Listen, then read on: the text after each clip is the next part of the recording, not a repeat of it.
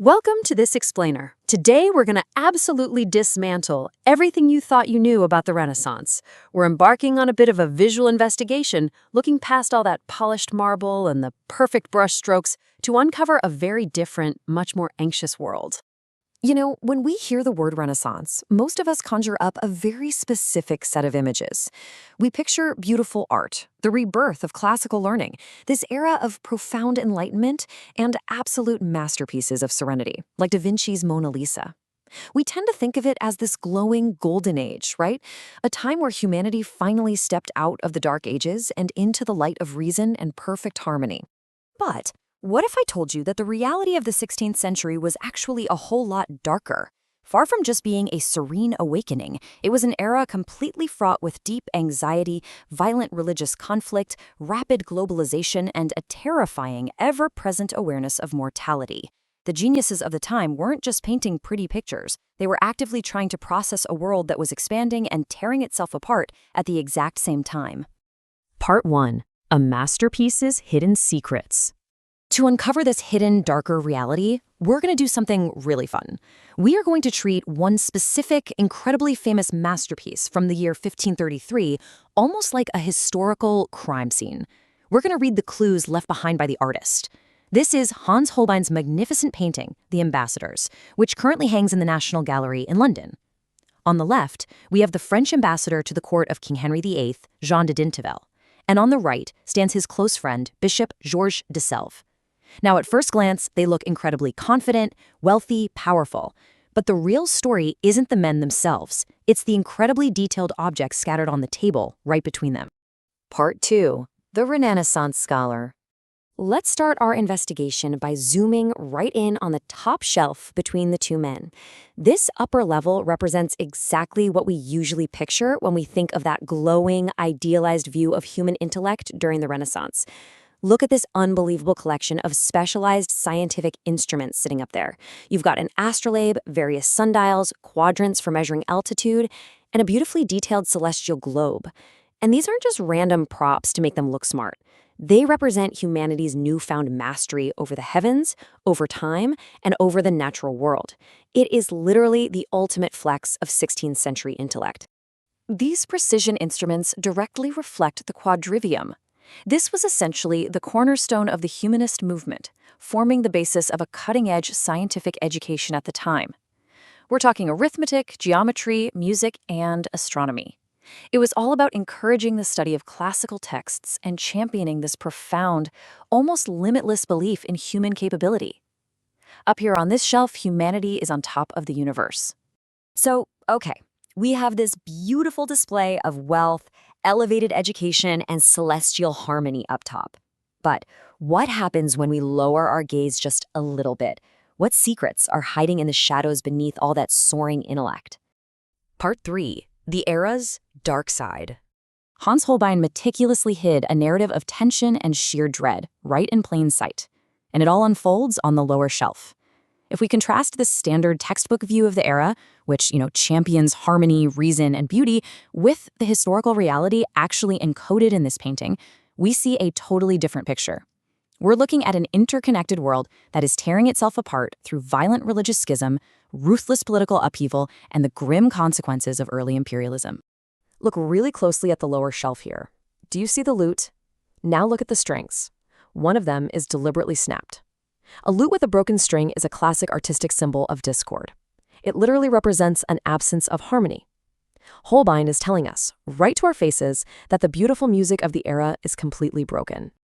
And why is it broken? Well, right next to that snapped lute sits a printed hymn book belonging to the great reformer Martin Luther. And just to the very top left of the painting, barely peeking out from behind the green curtain, is a traditional Catholic crucifix. This is no accident, guys. It represents the violent Protestant Catholic schism tearing Europe apart.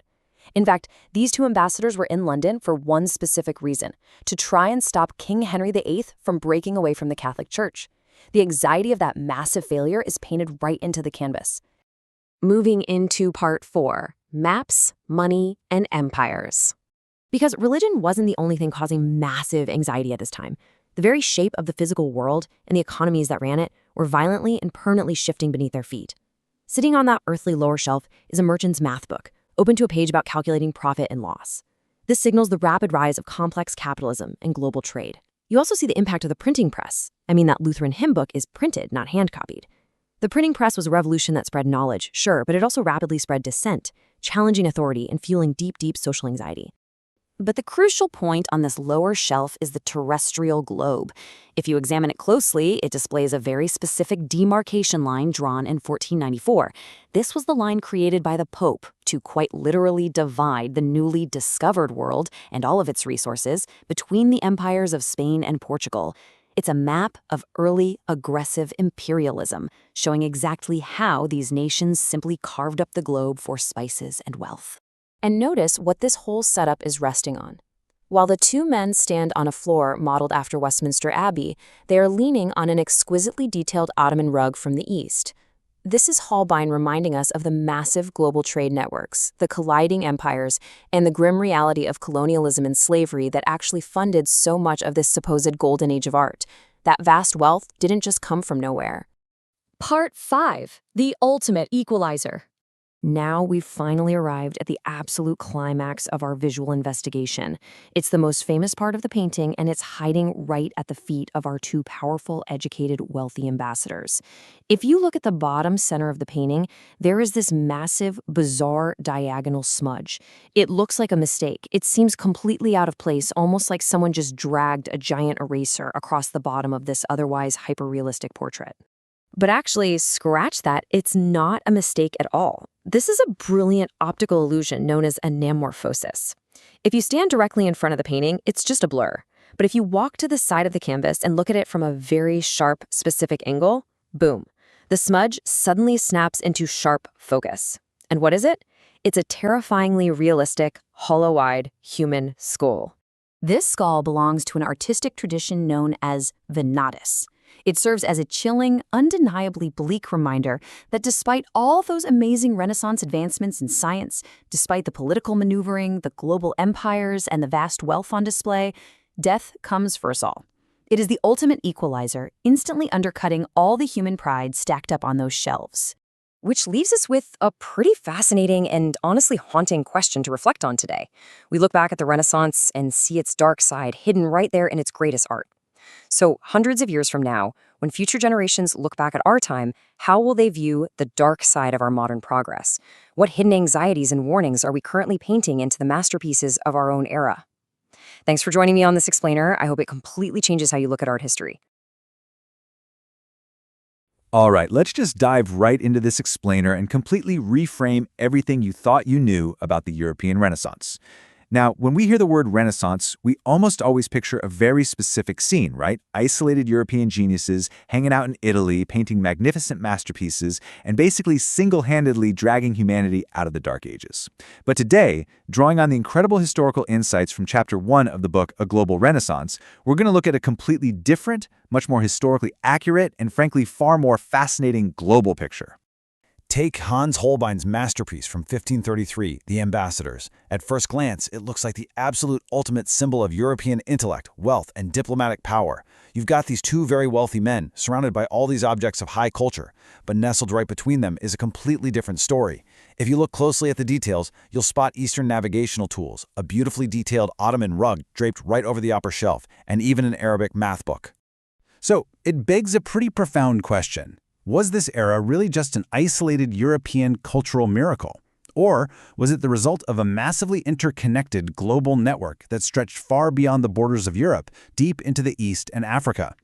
Here's our roadmap for this explainer today. We'll cover the myth of isolation, Venice and Eastern wealth, the Arabic financial revolution, the rise of the Ottomans, and finally, the transatlantic dark side. Okay, part 1, the myth of isolation. So, the reality of the era was that it was deeply, heavily reliant on global trade. Islamic intellectual tools literally fueled European education in things like navigation and astronomy. Meanwhile, Ottoman imperial power completely shaped European politics. And those Eastern luxury goods, they literally funded the very art we admire today. Europe wasn't defining itself in opposition to the East at all. It was actually building its entire cultural awakening through intense interaction with it. Moving right along to part 2, Venice and Eastern wealth. Think about the sheer imbalance of trade happening at this time. While Europe was exporting basic, heavy goods, things like wood, glassware, salt, and base metals, Venice was pulling in absolutely astonishing Eastern wealth in exchange. We're talking fine silks, exotic spices, precious stones, and these incredibly vibrant crimson and azure dyes. These literal pigments completely changed the color palettes of Renaissance painters. Artists like the famous Bellini brothers used these rich, imported Eastern colors to paint their iconic masterpieces. Without the East, Renaissance art would literally lack its vibrant color. But how exactly did they manage this massive explosion of new trade? Which brings us to part 3, the Arabic financial revolution. You know the word algebra, right?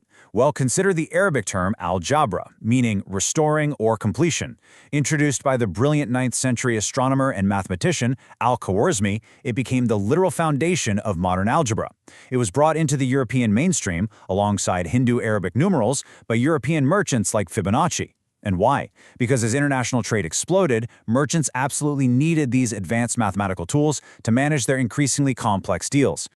I mean, imagine trying to run a global trading empire using Roman numerals. It's basically impossible. Before this shift, European systems were stuck with those cumbersome numerals, basic bartering, and really strict religious bans on usury, charging interest. But by borrowing Islamic financial imports, like the numbers 0 through 9, early checks known as bills of exchange, and double-entry bookkeeping, merchants could suddenly calculate credit, track international deals across vast distances, and creatively disguise interest to bypass those religious laws. This financial revolution eventually gave rise to massive banking dynasties like the Medici family, who used all this vast wealth to bankroll the Renaissance itself. Let's jump to part 4, Rise of the Ottomans. Meanwhile, over in the East, a massive geopolitical earthquake was happening that would directly accelerate European development. In 1453, Sultan Mehmed II conquered Constantinople. This positioned the Ottoman Empire as a dominant world power, sitting right smack on top of Europe's main trade routes. But rather than shutting Europe out, Mehmed actively sponsored Italian humanists. He amassed huge libraries of Greek and Arabic texts and even hired Italian architects. By 1520, under Suleiman the Magnificent, this trade, artistic sharing, and cultural exchange had reached unprecedented heights. You can actually see this cultural synthesis happening in real time. For instance, an Italian artist, Costanzo da Ferrara, painted a beautiful portrait of a seated scribe. Then, years later, a Persian artist named Behzad directly adapted it. It is incredibly difficult to say which aesthetic elements are purely Western or purely Eastern here. It just goes to show a fluid, dynamic cultural exchange where artists were inspiring one another across vast geographical distances. And that leads us to our final section, part 5, the transatlantic dark side. All of this frantic economic growth, it triggered a pretty brutal domino effect.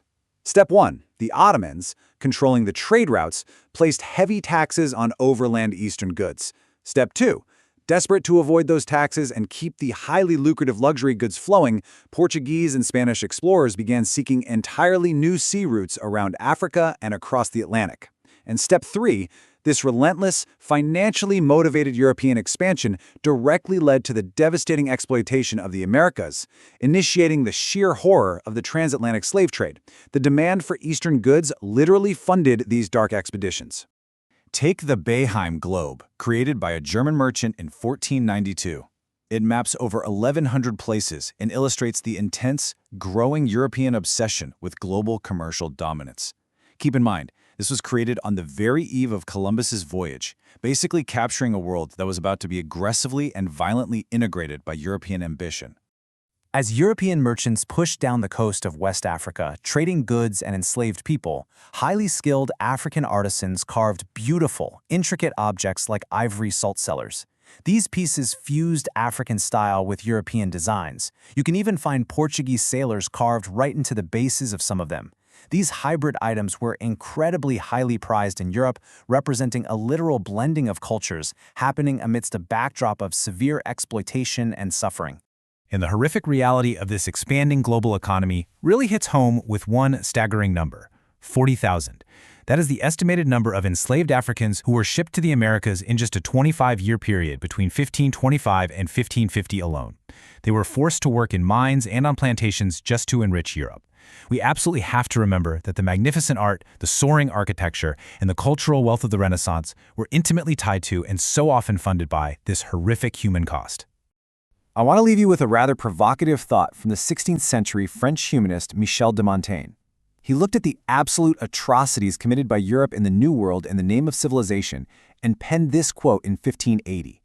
It boldly asks, looking at the devastation left in the wake of all this so-called progress, who were the real barbarians of the Renaissance? It's a really powerful question to reflect on, and for me, it completely reshapes how we view this entire era. Thanks so much for joining me for this explainer, and I hope it leaves you with a lot to think about. Until next time. Welcome to today's Explainer. We're diving into the 15th century communications revolution that absolutely changed the world forever. It's a massive story about how one single piece of technology completely rewired how humanity interacts, thinks, and governs itself. So let's just kick things off by thinking about the screen you're looking at right now. Whether you're on a smartphone, a tablet, or a laptop, you literally have the entire world's knowledge right at your fingertips.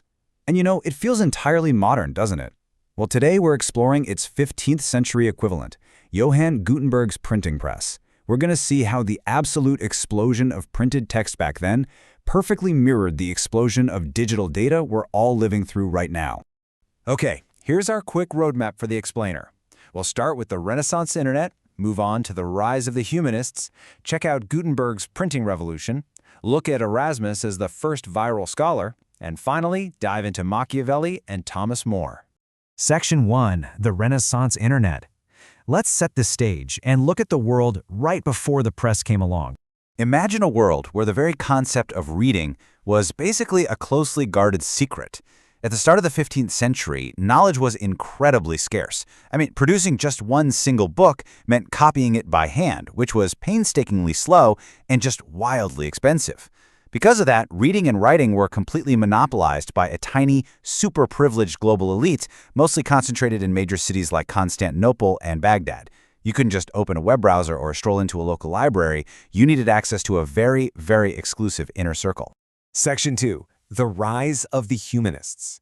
This was a totally new breed of scholars stepping onto the scene. Now, as the world expanded and got more complex, these thinkers realized the old, rigid medieval ways just weren't cutting it anymore.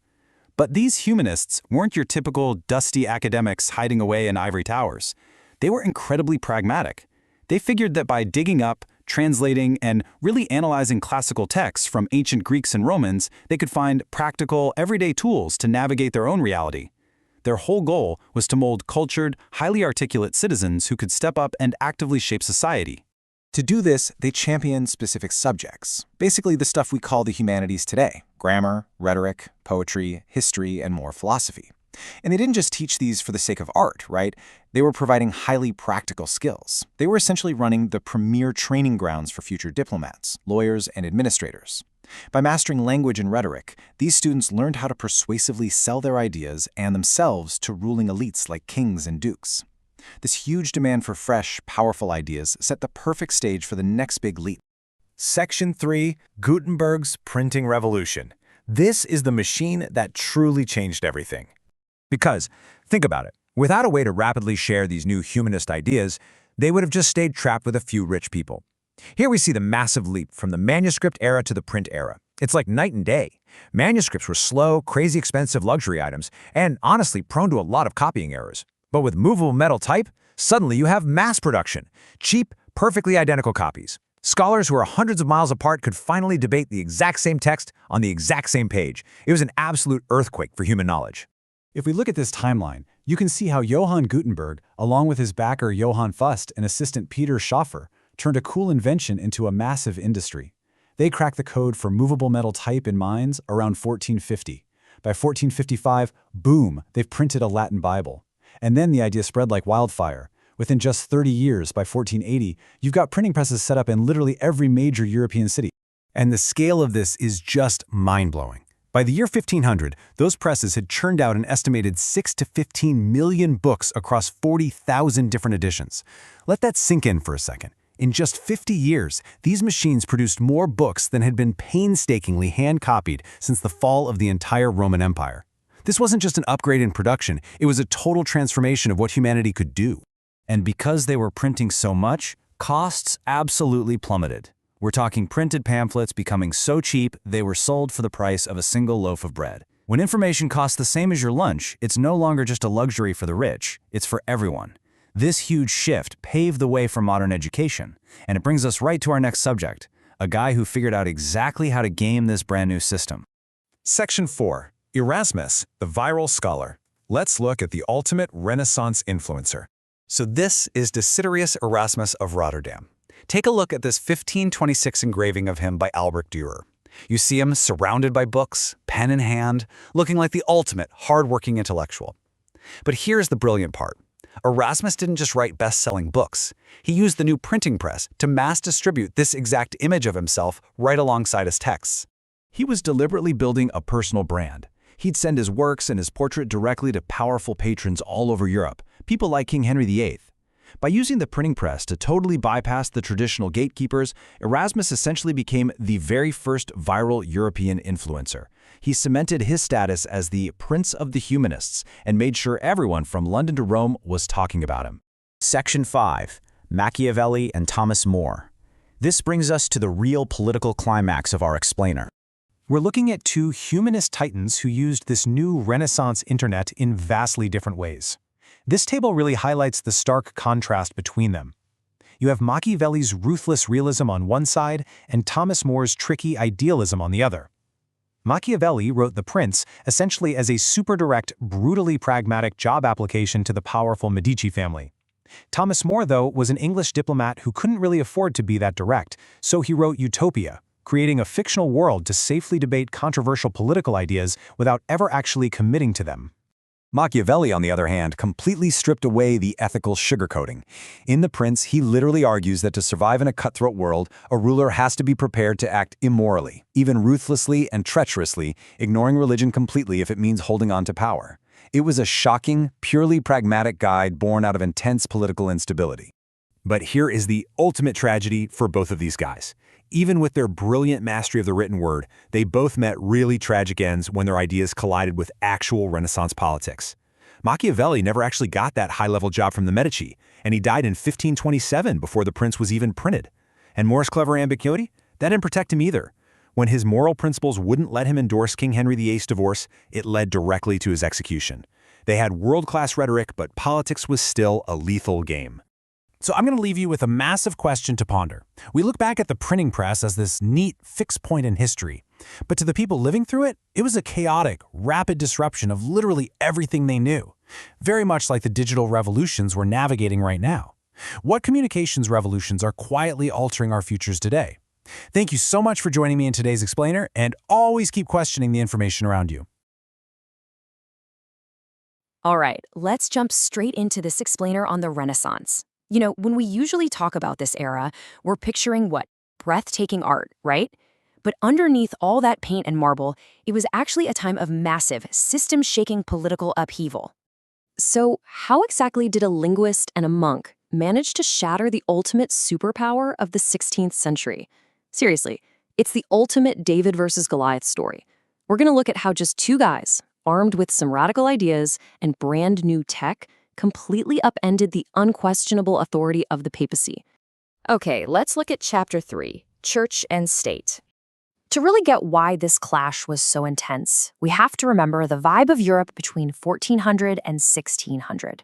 It was literally impossible to separate religious belief from everyday politics. The church wasn't just a place you went on Sundays, it was the ultimate administrative machine. I mean, they controlled international finance, local politics, the whole shebang. There was zero line between the sacred and the secular. Which brings us to the first big crack in that massive foundation, the forged donation. Enter our first underdog, humanist scholar Lorenzo Valla in 1435.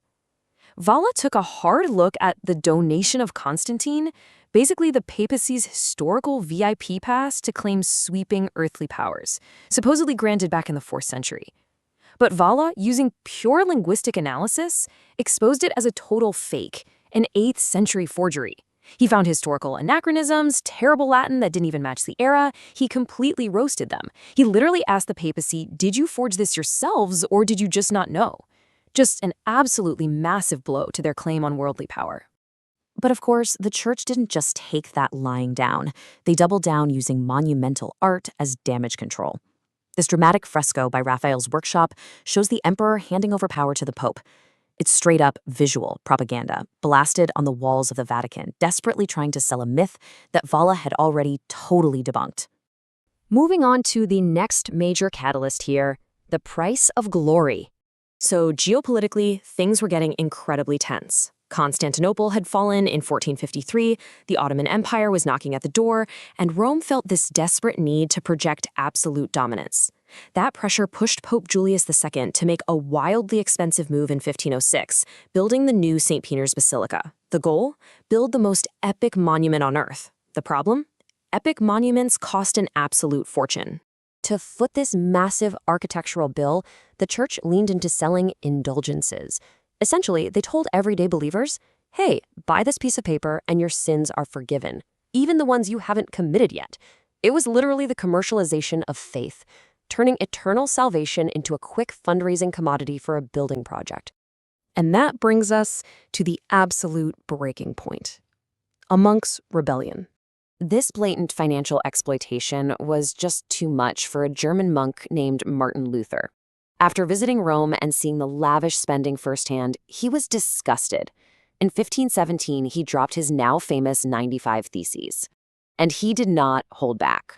He pointedly asked why the incredibly wealthy pope wasn't using his own cash to build St. Peter's instead of draining the pockets of poor believers. It was a direct, explosive challenge to the whole system. What Luther did was trigger a historic theological shift.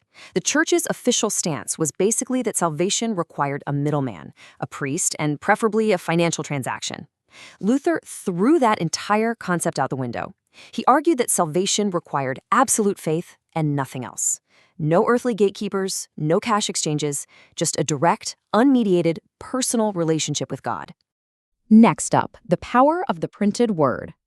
Now, historically, a rebellious monk running his mouth usually meant a quick, quiet execution. But Luther had a secret weapon on his side, the printing press. Between 1517 and 1520, he didn't just preach, he became a publishing powerhouse. He pushed out over 30 tracts, distributing an absolutely staggering 300,000 printed copies. To put that in perspective, for the 16th century, that scale of information distribution was completely unprecedented. This was the 16th century equivalent of going totally viral, and his strategy was brilliant. Instead of writing in elite Latin like the church did, he wrote in plain, everyday German so regular people could actually read it. By 1520, 62 different cities were pumping out his ideas on their presses. He even translated the whole Bible into German and sold 100,000 copies. He weaponized this new tech to completely bypass the church's monopoly on information and speak directly to the masses, which forces the empire to strike back. The Counter-Reformation. Goliath wasn't going down without a fight. The Catholic Church realized pretty quickly that pretty paintings weren't going to fix this. They needed a massive, systemic counterattack. So, in 1540, they found the highly disciplined Jesuit order to champion Catholic education. In 1542, they fire up the Roman Inquisition to hunt down heretics. They spend 18 years at the Council of Trent tightening up their doctrines. And by 1563, they're dropping the Index of Forbidden Books, literally banning dangerous thinkers like Luther and even political writers like Machiavelli. So did this institutional counterattack work? Well, kind of. The church did manage to claw back roughly a third of the followers they'd lost. But the larger consequence was that it carved a massive, permanent ideological trench right through the middle of Europe. It deeply polarized the religious landscape forever, setting the stage for decades of devastating religious wars that would totally reshape the continent. All right, as we wrap up this explainer, I want to leave you with this to chew on. We just saw how a sharp linguist and an angry monk used analytical thinking and a new communications tool to fracture a global superpower. They prove that when a radical idea collides with revolutionary tech, literally no institution is safe. So looking at our world right now, what unshakable institutions are currently in the crosshairs of today's viral technologies? Thanks for joining me on this one, and as always, keep questioning things. Welcome to This Explainer. Today, we're unpacking a really pivotal chapter from our source material, Brave New Worlds. We're going to dive deep into one of the most defining eras in human history, the Renaissance's age of global exploration. Now, usually, when we think of the Renaissance, we picture beautiful paintings, right? Or we think of the triumphant age of discovery. But as we look closely at the historical sources, a much darker, much more complex picture emerges of how our modern world was actually forged. So, right off the bat, we're faced with the massive question. How did a seemingly romantic quest to sail the oceans and connect distant corners of the globe end up systematically destroying half of it? You know, history often romanticizes this era. It frames it as this ultimate triumph of human curiosity and navigation. But to truly understand the expansion outlined in this era of brave new worlds, we really have to look past the sails and the compasses. We have to examine the profound human cost that basically bankrolled this entire golden age. To get some context, let's think about Martin Beheim's Erdapfelglobe. It was created in Germany back in 1492, and it perfectly captures the 15th century European worldview right on the eve of this huge global explosion. But there's a massive detail missing from it. There are no Americas. This globe represents the known world just moments before Christopher Columbus accidentally shattered that entire paradigm forever, all while he was just searching for a quicker route to Asian spices. And it is wild to consider how rapidly the world changed in just a few short decades after that. In 1492, Columbus hits the Americas. Boom! By 1494, geopolitical lines are literally being drawn right across the earth. And then, by 1519, Ferdinand Magellan's fleet sets off to circumnavigate the globe. We're talking about an unstoppable sequence of geopolitical shifts that completely rewired the global economy and power structures in the blink of an eye. Well, it all kicked off with, frankly, a massive miscalculation. Columbus relied on classical geography that drastically underestimated the circumference of the Earth. So he sailed west, fully expecting to hit Japan and the spice-rich islands of Asia. Instead, he struck the Americas. The crazy part? He went to his grave fully believing he had reached Asia. But his accidental arrival sparked an immediate, ruthless global land grab between the major European superpowers of the day. So, the rival empires of Spain and Portugal, they didn't just want to explore, they wanted an absolute monopoly. Through the Treaty of Tordesillas in 1494, they essentially drew a line straight down the Atlantic Ocean. They split the newly discovered and even the yet-to-be-discovered world into their own exclusive spheres of influence. Spain claimed everything to the west, and Portugal claimed the east. It was a sweeping, unprecedented division of the entire globe by just 2 European crowns. And those political lines quickly translated into heavily manipulated cartography. Diego Ribera's world map from 1529 is a prime example. By this time, Magellan's fleet had completed its circumnavigation, which proved for sure that the world was way larger than Columbus ever thought. But this map wasn't just about showing new lands. It was a highly political document. It was specifically commissioned by the Spanish crown to settle a fierce diplomatic dispute over literally the most valuable real estate on Earth at the time, the Spice Islands. Magellan's 1519 voyage was incredibly brutal. He set out to find a western route to the Moluccas, the famed Spice Islands. It was a journey of just unimaginable hardship. Get this, out of the 240 men who originally departed, only 18 returned alive. But the diplomatic fallout from the trip was just as intense. When drawing up that 1529 map, Diego Ribera intentionally manipulated and shifted the coordinates of the Spice Islands. Why? So they would appear to fall safely within Spain's half of the world under the Tordesillas Treaty. Cartography was literally weaponized to win lucrative spice routes. Which really brings us to a stark realization. The grand narrative we always hear about scientific triumph, about bravely pushing the boundaries of human knowledge, it kind of masks the historical reality. Because the true engine driving these perilous voyages, the map manipulations, the imperial treaties, it wasn't a noble pursuit of geography. It was unadulterated greed, an absolute insatiable hunger for gold, silver, and high-value spices to fund the ever-expanding empires back home. And this creates the stark duality of the Renaissance. On one side of the ledger, Europe gains unprecedented wealth. We're talking flowing rivers of gold, silver, and spices that fully funded its cultural explosion. But on the other side, the indigenous populations of the Americas faced absolute decimation through foreign diseases, military massacres, and systemic enslavement. The historical reality of exactly how this wealth was extracted is just brutal. In 1521, Hernán Cortés led a small band of conquistadors and completely destroyed the Aztec Empire. Just over a decade later, in 1533, Francisco Pizarro conquered the Inca Empire. And following those conquests, the Spanish imposed what was known as the encomienda system. It was basically a quasi-feudal arrangement that effectively enslaved the surviving indigenous populations, violently forcing them to work their own lands for the sole benefit of their European overlords. But the exploitation didn't stop at agriculture. Right? It moved underground.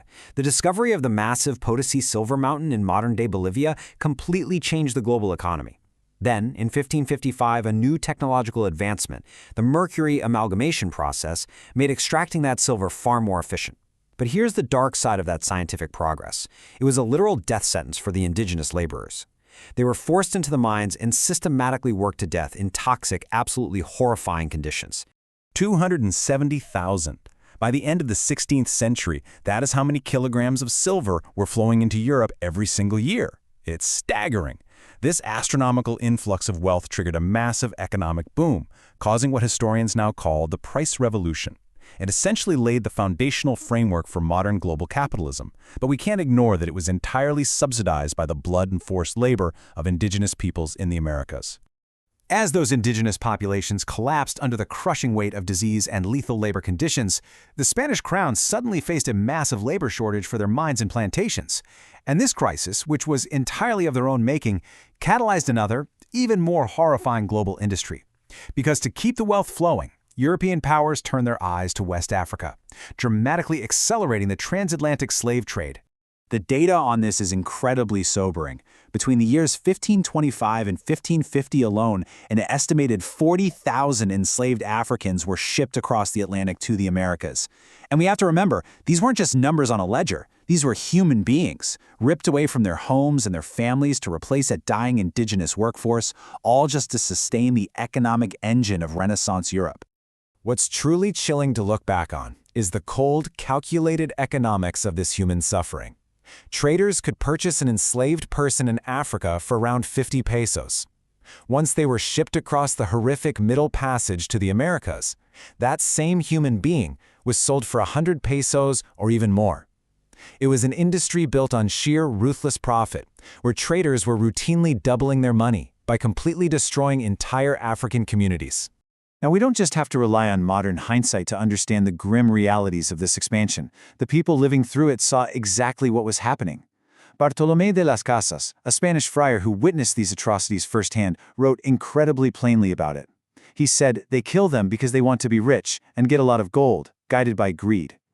The moral contradictions of the age were glaring to anyone who actually chose not to look away. And that exact sentiment really resonated with some of the era's greatest thinkers too. The French philosopher Michel de Montaigne reflected on the European encounters with indigenous peoples, and he basically forced Renaissance Europe to look in the mirror. He wrote, "We can indeed call them barbarians by the rules of reason, but not in comparison with ourselves, who surpass them in every kind of barbarism." Even back then, the so-called civilized world was recognizing its own unimaginable savagery. So, what does this all mean? What is the true legacy of this era? Ultimately, it's a profound duality. The Renaissance absolutely gave us global economic integration, fascinating cultural exchanges, and scientific advancements that mapped the stars and the oceans. But the foundation of that integration, the very capital that built our modern world, was funded directly by colonization, exploitation, and just unimaginable human suffering. Which leaves us with a final, really vital question to ponder. Can we truly celebrate the soaring achievements of the Renaissance without acknowledging the blood it was built on? To genuinely understand our history, we have to look at the whole picture, the light and the dark. Because the world we live in today, with all of its deep inequalities and its incredible global connections, was forged right here in these brave, new, and completely brutal worlds. Thank you so much for joining me on this explainer. Keep questioning, keep learning, and I'll catch you next time. Welcome to This Explainer. Today, we're diving into Chapter 5, Science and Philosophy, and looking at how the Renaissance was way more than just a revival of pretty art. It was actually a radical global paradigm shift that completely redefined human existence. We're talking about a moment in time when science and philosophy literally merged to rewrite the rules of reality itself. Humanity was about to lose its comforting, cozy little spot at the center of creation, and in the process, totally transform how it viewed both the vast, endless cosmos above and the gritty, messy inner workings of the human body. So imagine this. What if everything you knew about the universe and even your own body was completely wrong? Imagine waking up one day in a world where the fundamental truths about the stars above you and the flesh beneath your skin are suddenly violently overturned. For centuries, people rested pretty easy believing they were the undeniable divine center of everything. So imagine the sheer existential dread when the teachings of the most respected authorities were challenged by a few rogue thinkers, armed with nothing but new tools and a radical new way of observing the world. That's exactly the kind of intellectual earthquake we're looking at today. To really get a feel for this, listen to these lines from Christopher Marlowe's play, Dr. Faustus, written right in the thick of it around 1592. Come, Mephistopheles, let us dispute again, and argue of divine astrology. Speak, are there many heavens above the moon? Are all celestial bodies but one globe, as is the substance of this centric earth? That right there perfectly captures the profound historical tension of the era. Faustus is caught squarely between the comforting old world of divine mystery and the thrilling, but honestly incredibly dangerous frontier of new empirical science. You've got to remember, back then, pushing the limits of hard science was often viewed by the establishment as borderline dark magic. People were so desperate for knowledge about astronomy and anatomy that it felt like you were making a literal deal with the devil just to get the answers. All right, here's our roadmap for today's explainer. First, redefining the universe. Second, unlocking the human body. Third, the Eastern scientific foundations. And fourth, when art met science. Let's kick things off with part 1, redefining the universe, the macro shift. Back in 1543, the Polish astronomer Nicholas Copernicus dropped an absolute bombshell. He published a model of the solar system with one massive, completely heretical change. The sun, or Sol, sat dead in the center. Now, this simple, elegant idea completely shattered the ancient Aristotelian and biblical belief that our Earth sat motionless right at the center of the universe. In a single stroke, Copernicus reduced humanity's home from the divine focal point of everything to, well, just another planet spinning in the dark void.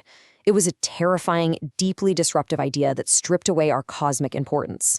But honestly, it was also incredibly liberating, and it laid the firm mathematical groundwork for all of modern astronomy. Moving right along to part 2, unlocking the human body, the micro shift. Amazingly, just weeks after Copernicus published his cosmic map, a scientist named Andreas Vesalius published a mind-blowing text of his own. He proved that the secrets of the human body couldn't be learned just by reading ancient texts. They actually had to be unlocked through literal, hands-on dissection. And let me tell you, this was highly scandalous. The body was widely considered a sacred, divine vessel, definitely not a piece of meat to be cut apart in an anatomy theater. But Vesalius insisted on truth over tradition. He pursued his anatomical studies with an almost obsessive dedication. Sometimes he'd even secretly retrieve bodies in the dead of night from gallows or graveyards. He risked intense societal backlash just to map out the complex networks of bone, muscle, and veins. His work completely shattered previous medical assumptions and paved the exact path for later discoveries, like mapping out how our blood actually circulates. The absolutely crucial takeaway here is this dramatic shift in perspective.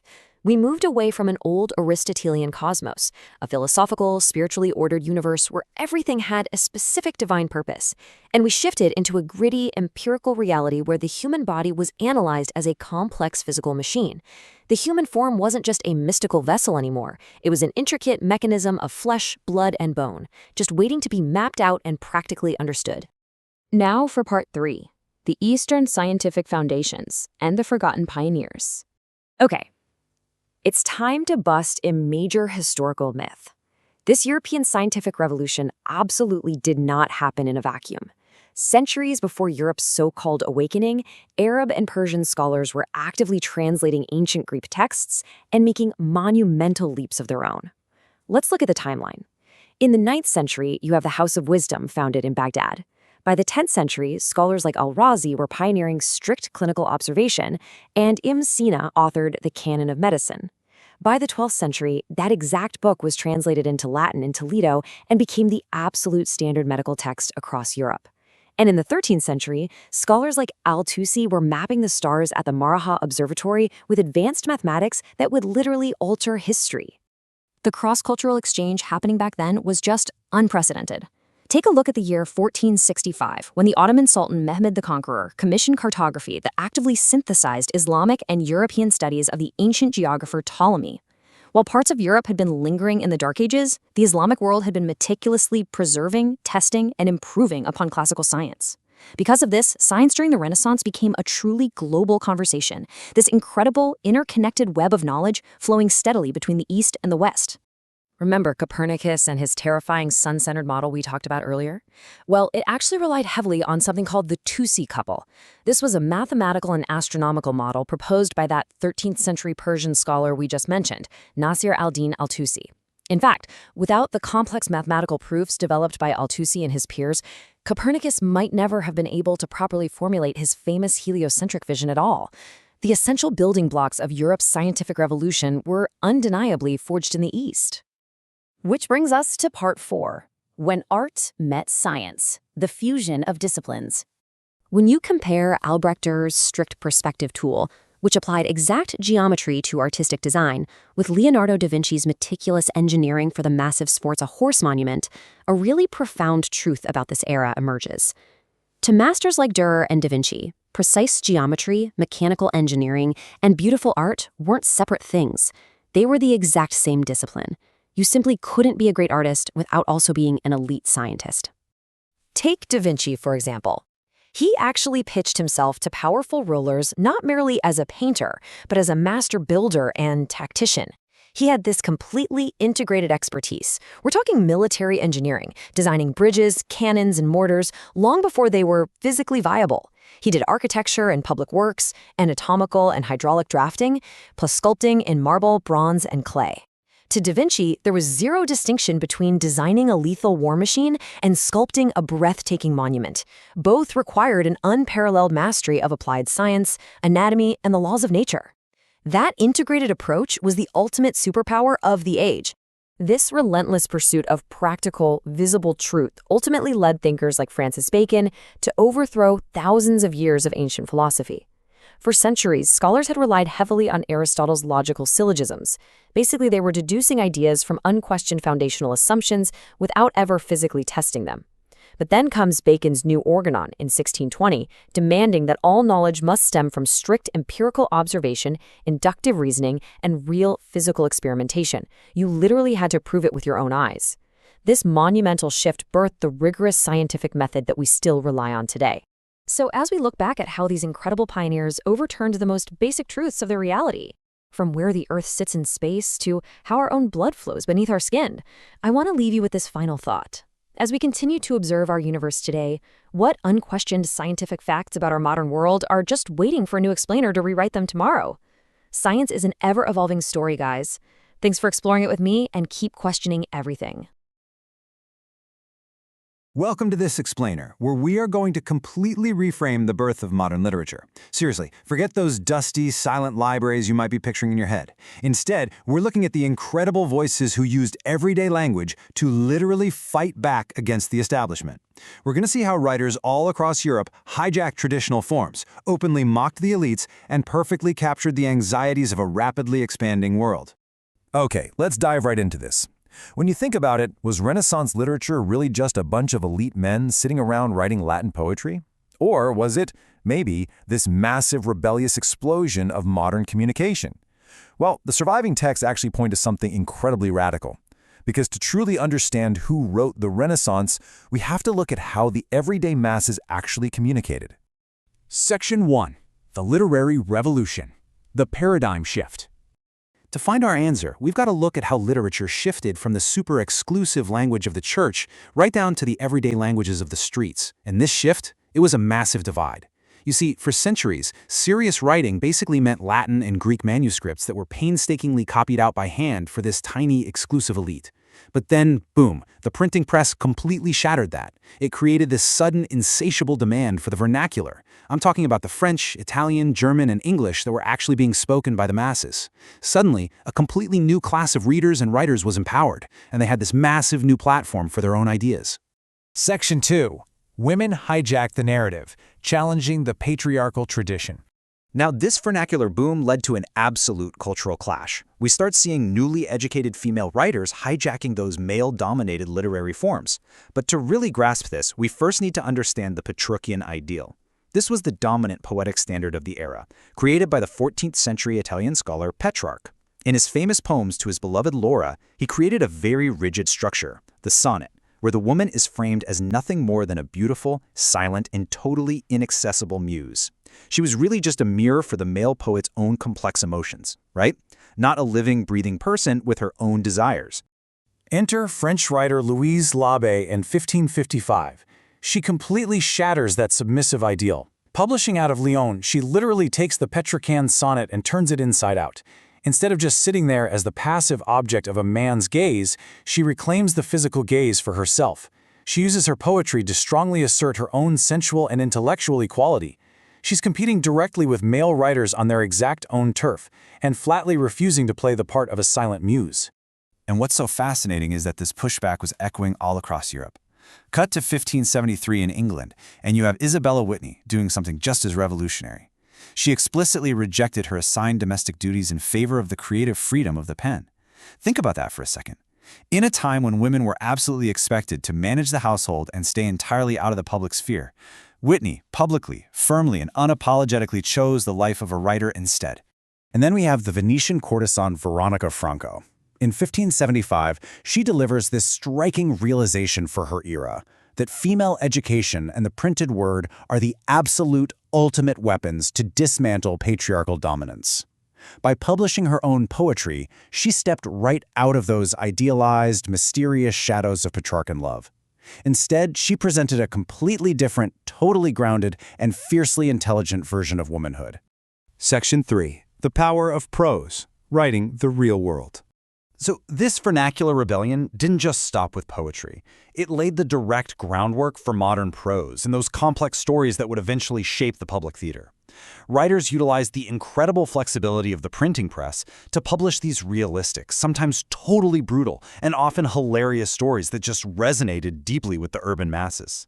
Over in Italy, writers like Matteo Bandello and Giambattista Giraldi stepped away from classical myths to write really gritty, violent short stories inspired by actual contemporary events, like the horrific sack of Rome. Meanwhile, in France, François Rabelais used this rich comic vernacular in his tales to ruthlessly mock the church, traditional education, and all the elites. This was literature acting as a mirror to the messy real world, and it directly inspired the great playwrights that followed. Section 4. Shakespeare's Anxious World, a mirror to modernity. This booming public theater is exactly where we find William Shakespeare. And looking at his progression, we see he absolutely wasn't just some isolated genius writing in a vacuum. He was constantly adapting his plays to mirror a society that was absolutely terrified of its own rapid expansion. He moved from his early works in the 1590s, dealing with immediate national histories and cultural clashes, to these intensely psychological and globally aware tragedies in the early 1600s, before finally arriving at his philosophical farewell in 1611. It's truly fascinating because the socio-economic issues troubling his audiences back then are strikingly parallel to our own modern anxieties. Take The Comedy of Errors. It isn't just about twins mixing up identities, it's deeply steeped in the era's fear of financial chaos, liquidity, and brand new global credit systems. Titus Andronicus reflects this massive cultural clash and the terror of so-called barbarians encroaching on civilization. Hamlet dives deep into the psychological alienation stemming from massive religious upheaval. And then Othello confronts the very real, heavy anxieties of a society trying to deal with new global trade routes, racial integration, and religious conversion in the Mediterranean. It's like looking in a mirror, right?